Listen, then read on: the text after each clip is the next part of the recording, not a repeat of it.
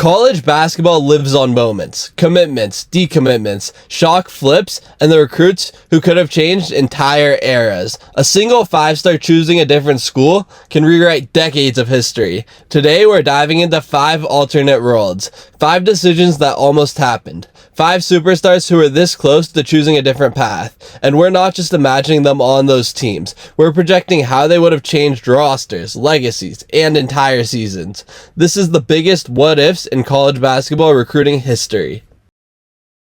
LeBron has said it publicly. If he went to college, he would have gone to Ohio State. That means the 2003-2004 Buckeyes, not a powerhouse, not a tournament threat, suddenly wake up with the most NBA-ready freshman ever. This isn't just about numbers. The entire identity of Ohio State changes. Instead of being a grinded-out Big Ten team, struggling to create shots, Ohio State becomes a team built around pace, transition, and mismatches. LeBron would have been the best passer in the conference the moment he walked on campus, and the best athlete by miles.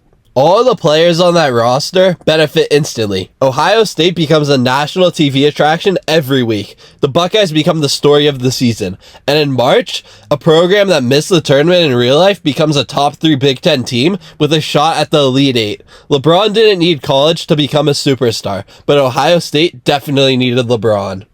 Kobe Bryant almost became the face of Duke basketball. He visited campus, he loved Coach K, he seriously considered college before going pro. If Kobe suited up in Durham for the 1996-97 season, he would have joined a Duke team that already had talent but lacked a true perimeter killer.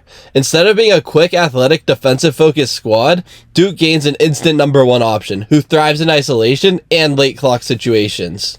Imagine Kobe running Duke's classic elbow series, jab steps, fadeaways, and mid-post footwork against college wings who aren't even close to defending that. Coach K had never coached a scorer quite like that yet. He would have structured the whole offense around Bryant's ability to collapse defenses. And beyond the scoring, Kobe's famous mentality fits Duke's program at that time perfectly. He becomes the emotional engine, the alpha presence that groups like Duke desperately needed in late March.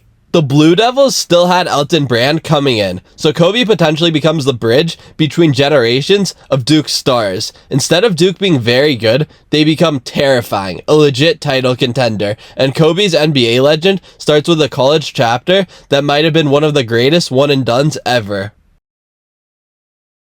Derrick Rose was Illinois' recruitment to lose. His brother Reggie enrolled as a walk-on. The staff built a relationship for years, and for a long time, Illinois believed he was theirs. If Rose joined the 2007-2008 Illini, everything about that era changes. Illinois had defense, had rebounding, had discipline. What they didn't have was a superstar guard, someone who could break down a defense, push tempo, or create his own shot. Rose would have instantly became their most athletic point guard since D. Brown, and even that might be an understatement. But here's the part most people forget. If Derrick Rose committed to Illinois, Eric Gordon likely stays committed too. Instead of flipping to Indiana, he forms one of the greatest backcourts in Big Ten history before they ever step on the floor. Imagine that duo. Rose attacking downhill, Gordon sniping from deep. Illinois suddenly becomes a terrifying offense instead of a predictable low-scoring unit. Instead of 16-19, Illinois becomes a Big Ten contender, not a bubble team. Their defense stays elite. The offense becomes modern. Their backcourt becomes legendary. And Derrick Rose's college legacy happens in Champaign, not Memphis. Virginia Tech told Steph Curry he was too small, only offering him a preferred walk-on spot. Imagine the irony. The best shooter in college history almost played for the school that didn't believe in him. If Steph accepted that offer and joined the 2006-2007 Hokies, the entire ACC shifts. This team already beat Duke twice that year, won 22 games, and made the tournament. They had toughness, defense, and slashers, but no elite floor spacer. Insert Steph, and everything opens up. Tech didn't even need him to be Davidson Steph. Just hitting open shots would have remade their offense. Their slashers now get driving lanes. Their bigs get easy post looks. Their ball handlers don't face constant pressure. It's not just about scoring, it's about geometry. Steph's gravity changes the shape of the court.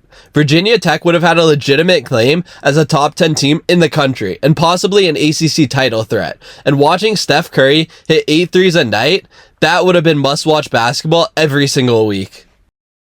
Before Duke came in late, Clemson was the favorite for Zion Williamson. Imagine the most explosive college player since Blake Griffin, staying home, playing in a football school, and turning Clemson basketball into a national circus. The 2018-2019 Clemson team wasn't built for star power. They were defensive, physical, methodical. Adding Zion flips the entire formula. Suddenly, Clemson becomes a team built around transition dunks, highlight blocks, and nightly viral moments. Every game becomes SportsCenter content.